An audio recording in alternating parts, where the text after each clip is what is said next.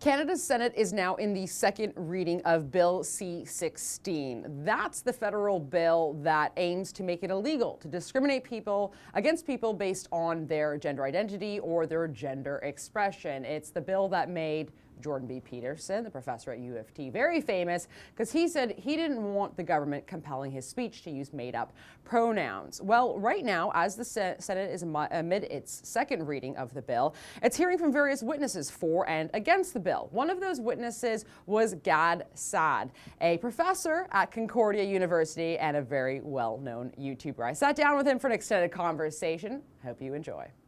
The general populace is aware of how serious this issue is, and they don't fall in line with, the guys who are pushing Bill C-16. So I think even if the bill were to be passed, it was really important for this to be archived in the records. And so even if it is lost, in a sense, it's not lost. Okay, I want to talk a little bit more about the science stuff before we move forward into more of the politics and the law and the effects even on university campuses, because for all we know, this conversation that we're about to have is going to be illegal down the road. And so I'm wondering, could you give us specific examples of the sorts of stuff that you want to talk about in a university lecture that would be forbidden if C-16 is passed? So, of course, when I tried to make that point, many of the lobotomized senators scoffed and laughed and rolled their eyes. But of course, they had no response to my concerns, right? So I'm not suggesting that it is guaranteed that it will become illegal, but a sensitive transgender student who would take offense could then potentially, file a complaint against me under Bill C-16. So example, I walk into class and I explain how sex differences arise. I talk about differences in mating behavior between men and women. I talk about differences in consumatory behavior, because what I do in my research is I link evolutionary biology to consumer behavior. And throughout my course, I constantly refer to men and women. And at no point do I necessarily discuss the transgendered and the panqueer and the two-spirited and the non-gendered and the non-binary. So someone could come along and say, well, in your course, you did not in any way address the multiplicity of personhoods that exist out there, including mine, which is panqueer, non-gendered, made-up jargon, let's be honest. The acronym is. And therefore you are exhibiting, even though you don't mean to be a mean guy, professor, you are exhibiting this antiquated, fixed binaries and biological essentialism. If you remember, during my Senate testimony, I repeatedly mentioned those words because those were words that were used at Harvard University, where they argued that it is transphobic systemic violence. Those are the exact words. It is systemic violence to provide misinformation, in quotes, that says that humans have fixed binaries, meaning male, female, and that there is such a thing as biology. That's biological essentialism. So how could I teach an evolutionary biology course? How could I teach an evolutionary psychology course where from the get-go that would be considered systemic violence? And of course, the senators had no answer to that. They simply scoffed and laughed mockingly. So the fix is in. And this is the thing. So you say gender is binary, i.e. there are only two genders? So, here's the way that I would explain this. Let me draw an analogy. Let's do it. If I were to say humans are a sexually reproducing species, that is an absolute fact. Yes, that's the only way we've been able to evolve and stay alive. Sorry? It's the only way we've been able to evolve and stay alive. You know that much better than myself. Right. Now, there are people who are celibate. There are people who are asexual, meaning they feel no sexual attraction to anybody. There are people who engage in what's called object sexuality. They fall in love and wish to have sex with their car. Right? Objectophilia. Now, yes, I've Wikipedia'd this once upon a time. So even though all of those other sexual expressions exist, right? Nobody is denying that that the human tapestry is quite rich in its heterogeneity, but the default values, the default phenotypes are that you need a male and a female to sexually reproduce, right? It doesn't take a fancy evolutionary psychologist to understand that. So the same principle applies when we discuss gender and all this, is it biological sex or not? Yes, of course there are transgendered people. Yes, of course, there are intersex people. And yes, of course, they deserve all of the legal rights and protections that anybody else has.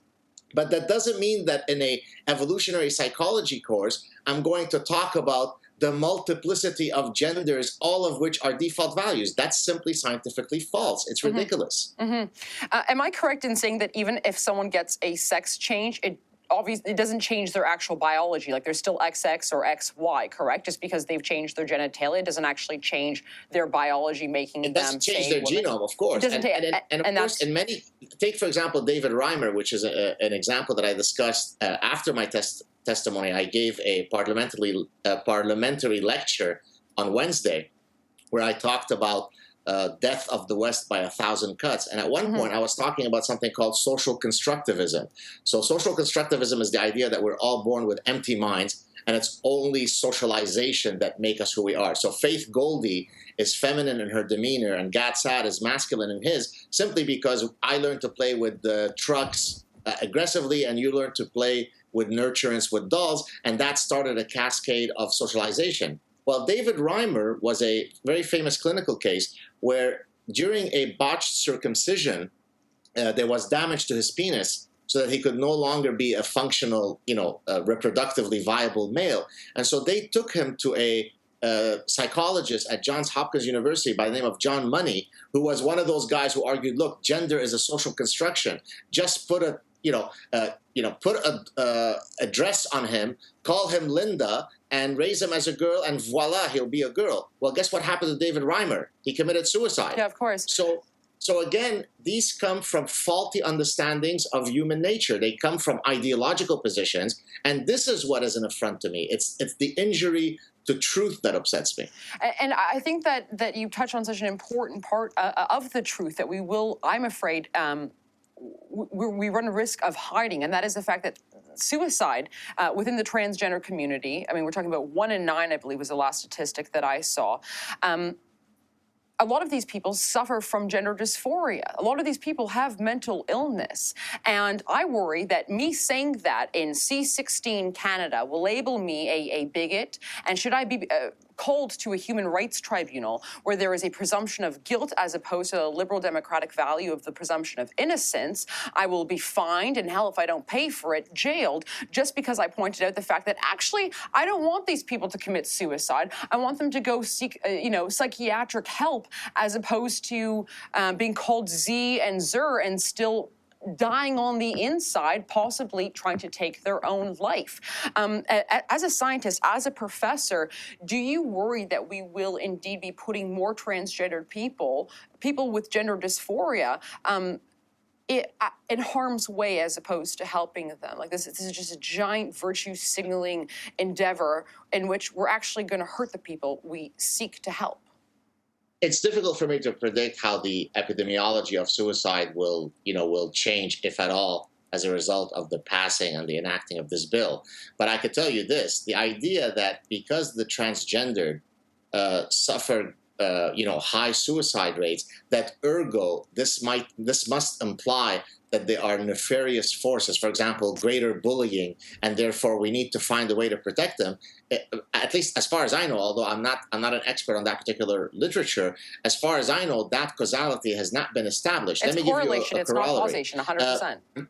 I'm sorry? It's correlation, not causation. If at that, chubby kids, I was a correlation. So let me give you an example. Yeah, go for it. Men around the world commit suicide 3 times more than women. Right? So if you take global epidemiological data of suicide and compare men to women, men are 3 times more likely, actually successfully commit suicide 3 times more than women.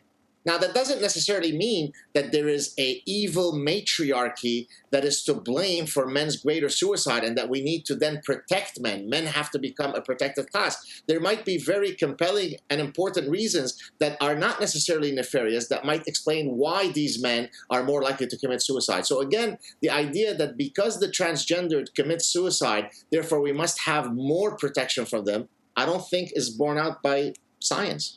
Yeah, absolutely. And what I worry about also is the fact that this is going to have repercussions within the family unit, where we're going to have we're going to make it illegal to question transgenderism to the point where people within the academic, scientific, and medical community are going to be hushed from saying things like, hey, maybe giving hormone blockers to your kids is a bad idea, which is right now, I believe, where the American Pediatric Society stands. Do you mind if I just share a quote with you? Because this is from the American College of Pediatricians. Conditioning children into believing that a lifetime of chemical and surgical impersonation of the opposite sex is normal and healthful is child abuse. Endorsing gender discordance as normal via public education and legal policies will confuse children and parents, leading more children to present themselves to gender clinics where they will be given puberty-blocking drugs. This, in turn, virtually ensures that they will choose a lifetime of carcinogenic and otherwise toxic cross-sex hormones and likely consider unnecessary surgical mutilation of their healthy bodies as young adults. And again, the reason why I wanted to talk to you is because the science part of it is to me what's the most compelling, and to see these social justice warriors and these raging fanatics on the left who once upon a time clung so desperately to science and her gospel as opposed to, God's gospel, now turn their back on science. To the point of just delusion, I worry that kids, suicidal people are going to be, at the end of the day, hurt by this. It's just absolutely nuts. Now I want to pivot a little bit now to the university kind of atmosphere. Universities are already so screwed, Gad. Like, they're already so, again, you know this better than I do. You're preaching to the choir. Yeah. How do you think that we're, first of all, going to see more people using this almost, like, if I were a kid, honestly, I was a bit of a prankster. I was a bit of a disturber of sorts. I would use this just to tick my teachers off, to be honest. Be like, actually, I'm G right now. 10 minutes later, I'm he. But do you think that this is going to put a chill on freedom of speech in campuses? And what does that mean, not just for the student body, but for professors as well? Look, every single day, the stifling environment becomes worse in universities, right? Because there is yet another group that comes out that says, you better not offend me. Because the highest ideal now at a university is not the pursuit of truth. That should be the highest ideal. That should be the apex ideal that we strive for. The current ideal is, do not offend someone, and certainly not one who is the fad group in the Oppression Olympics. And so what ends up happening, people feel very stifled in their ability to have open discussions, right? I've mentioned this before, but it's worth mentioning again. I have shared, for example, at the Manning Conference in February, first-person testimonies of people who wrote to me, whether it be students or professors or parents of students, just sharing with me their stories of how terrified they are to open their mouth about anything, whether it be about abortion or about Islam or about transgender or about feminism or about anything, right? All of the exciting stuff that we should be discussing, where reasonable people could fall on either side of an issue, while people know very quickly what is the politically correct position to take. And if they don't truly fall in that camp, then they take the decision, the regrettable decision, to self-censor. Is that really what we want in our universities? And so really my testimony was, a few days ago, was really to warn against that. And by the way, note that never mind the fact that you might be transgressing Bill C-16 later down the road, even during the testimony when the bill wasn't passed, one of the senators accused me of being pro-genocide. I'm so happy you brought this up. I wanted to bring this up. So it's a liberal senator, and he says that he cannot in good conscience vote against C-16 as you've asked him to, because what C-16 aims to do is to stop the genocide of transgender. So I think, first of all, the senator is a little bit confused just when it comes to definitions of suicide versus genocide. There is not some sort of state-sanctioned cull of transgenders that's occurring anywhere in the West that I know of. So let alone in Canada, right? This is a group which, let's be very, very frank, is given an inordinate amount of political power, given their small percentage, they're a fraction of 1% of society, right? This is the same group where Obama, with the stroke of his pen in 2016, said, let all public bathrooms in public schools be transgender. Just because you say you're a man, well, now you can go into the girls' bathroom, right? They wielded an enormous amount of political control, but instead what this liberal senators seemed to suggest was that genocide was going on. That to me shows me just how delusional and fanatical these people are when it comes to just the ideology that, not the science, but the ideology that informs the theory that's behind this. And I want to talk about the theory, because while you were in front of the Senate, you said no longer, and I'm paraphrasing here, so feel free to correct me, no longer is it "I think therefore I am," the famous Descartes quote, but it's I'm a victim and therefore I am. And I thought, wow, that is just so poignant, because in today's era and ethos of identity politics, you got even deeper. It's not just about my identity, it's about the victimhood that is baked into my identity. And of course, what this is, what C16 bloody well is just, it's cultural Marxism and postmodernism on paper, this critical theory doctrine of divide and conquer, put everyone into their identity groups, have them all, fancy themselves the oppressors or the oppressed. Why? Because at the end of the day, it's divide and conquer, so to expand the state. And that's exactly what we're seeing happen right here. We're dividing them up. We're focusing on a fraction of 1% of the society. We're putting good and well-meaning and commonsensical people in universities, in their homes, in workplaces, on YouTube as well. We're dividing them all up. And at the end of the day, what happens? The government has been giving itself the ability to command the words within your mouth. Like this is cultural Marxism, and I wanted to commend you on that phrase, "I am a victim, therefore I am," because I thought it was just, boy, that is 2017. Thank you. I don't know if you then noticed I think it was the next sentence where I said, and I refer to this condition as collective Munchausen. Right. Now, right. I'm not sure. Are you familiar? This is a term that I coined a while ago. I think Ezra Levant really appreciated, so much so that he invited me on the show. Viewers. Are you familiar with this concept? Yes. Please explain it. So, Munchausen syndrome is an actual psychiatric disorder whereby someone will feign an illness so that they could then garner the sympathy and empathy from people around them. It could be family members. It could be the medical, professionals. "Oh, poor you, what's wrong with you? Let's work on you," right? Munchausen syndrome by proxy is where, for example, a biological mother who has a young her biological child under her care will harm the child so that she could then take him to the medical establishment and people could fawn over her because she is the mother of a sick child. And so this is why it's called Munchausen syndrome by proxy. Mm-hmm. And so I took this set of psychiatric conditions, which I had actually written a scientific paper about in a medical journal, and I then thought that what we're seeing in terms of the zeitgeist of society is a collective Munchausen. So the way that I get my ego strokes, if I am one who constantly cries victimhood, is that I am then getting the attention in the same way that the woman who feigns illness to get attention is exactly getting those ego strokes. Well, now I'm going to use the language of social justice warriors to demonstrate how much I've suffered. I am a overweight, brown guy. I am short. Please help me, right? And collective Munchausen by proxy is where the liberal senators who were scoffing at me are now using other groups as their little victim groups that they are now coming and saving. You see? So it's really taking a psychiatric condition that already exists and demonstrating that the lunacy that we're seeing is just a manifestation of this at the collective level.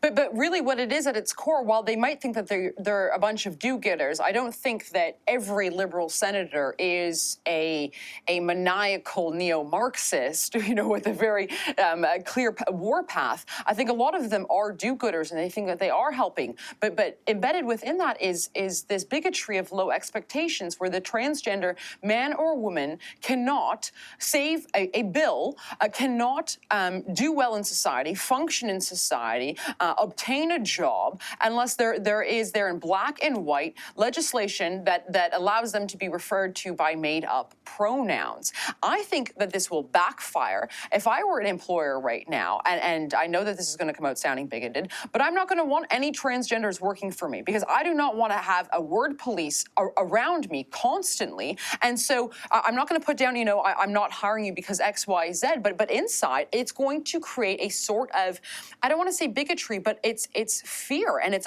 a paralysis where I just don't want to be around you. I don't want to have that sort of thing in my office, in my workspace, where everyone's going to have to constantly be policing their words.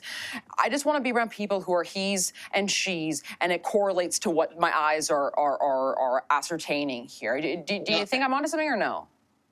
No, absolutely. By the way, a similar phenomenon happens with Islam right now, right? Where a lot of people, regrettably, will make the decision, well, should I hire this person or not? Because what happens down the road when they now insist on the hijab and the 5 times prayer and this and that, right? So by, in a sense, not being, I mean, it's a different example, but it's explaining something quite similar to what you're saying. By you not wishing to assimilate and be treated in exactly the same way as everybody else, by you wanting that special status, it actually causes people who otherwise are perfectly non-bigoted to recoil from interacting with you because they know that there will be trouble down the line. And I think that's what Theron was saying quite eloquently and convincingly at one point, where she said, look, I don't want to be treated differently from anybody else. You're patronizing me by doing so. I'm no different than anybody else. Give me the exact same rights and privileges as everybody else. And I thought, boy, she's sharp, she gets it. I wanted to mention just one other very quick thing. Please.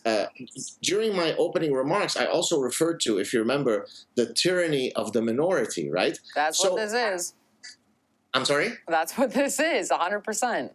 Exactly. So if you think about the idea that now there are all sorts of, mechanisms whereby the government is very proudly saying that they're moving towards a gender-neutral society. So, for example, in various official communiques with the government, let's say on a passport, they're going to remove the biological markers male-female, because what happens if I am a non-gendered or non-binary person? Then you are inconveniencing me, you're triggering me, to use this obnoxious term, by forcing me to adhere to this fixed binaries, right? Now, the reality is that substantially more than 99% of the population, in the order of 99.9, and we can argue about how many decimal points we have to go, that's right. of the population, 9.9, exactly.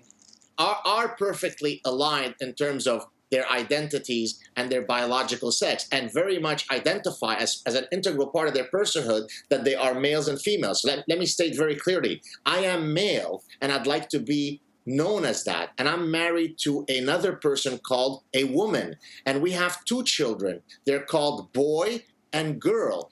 Now, I should have all those personhoods erased because 0.01% of the people might be inconvenienced. Hey, they deserve every protection, but they don't deserve to have my personhood erased because they might be inconvenienced. Hence, that's the tyranny of the minority.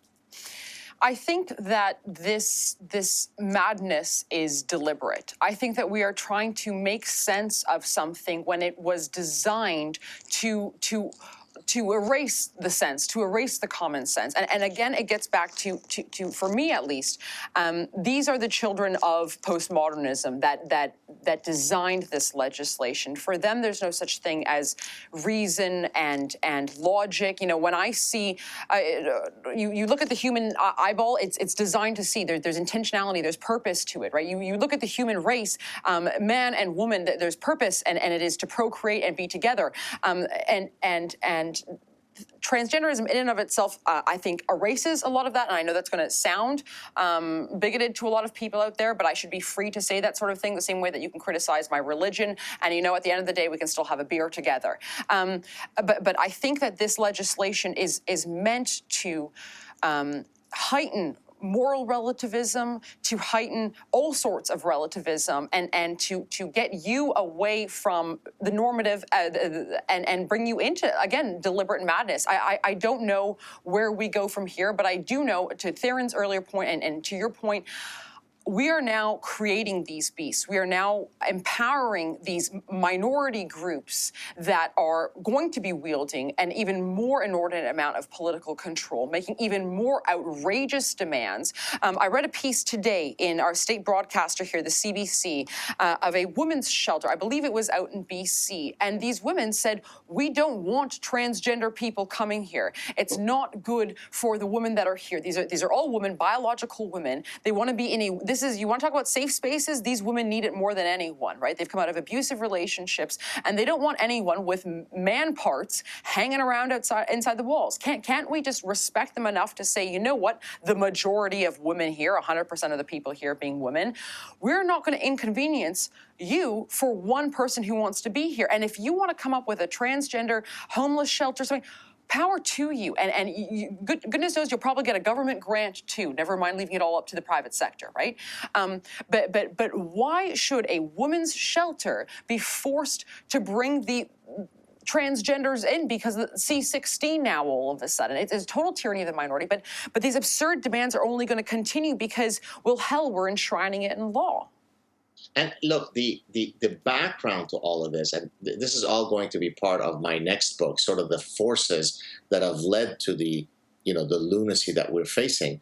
The background to this, I mean, there are several forces, but one of which we have briefly touched upon is postmodernism. Look, postmodernism is intellectual terrorism, right? Yes. In other words, it is Couldn't said it better anti-science. myself. By Yes. definition, that's how it defines itself.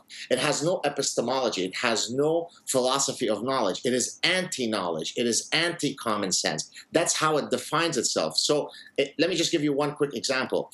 Approximately 14, 15 years ago, I sat down with a radical feminist who was a postmodernist, and we started getting into a discussion as to whether human universals exist or not. Now, of course, as a evolutionary scientist, of course, I recognize that human universals exist. Otherwise, what does it mean to have a human nature, right? She said, no, absolutely not. There is no such thing as human universals. So then I said, well, do you mind if I propose what I consider to be a human universal, and you tell me why you think it's not? She said, yes, absolutely. I said, well, within Homo sapiens, within humans, only women can bear children. Is that not a human universal? She looked at me, scoffed, and laughed like those buffoonish senators during my testimony. I said, absolutely not. You're disgusting. Well, what do you mean? Why is that? She said, well, because there's a Japanese tribe on some island off Japanese mainland, where in the spiritual realm, in the narrative of their spiritual realm, it is the men who bear children. So by you restricting the discussion of childbearing to the materialistic biological realm, that's how you keep us barefoot and pregnant. So this woman, who was a graduate student, I think at McGill University, was not willing to concede that only women can bear children. So if I'm having that conversation with her 14 years ago, I could have predicted very quickly for you what the eventual trajectory was going to be, and it was that I would have to testify 2 days ago in front of those buffoonish senators. I sometimes contemplate whether or not George Orwell was a prophet with his canon text, 1984.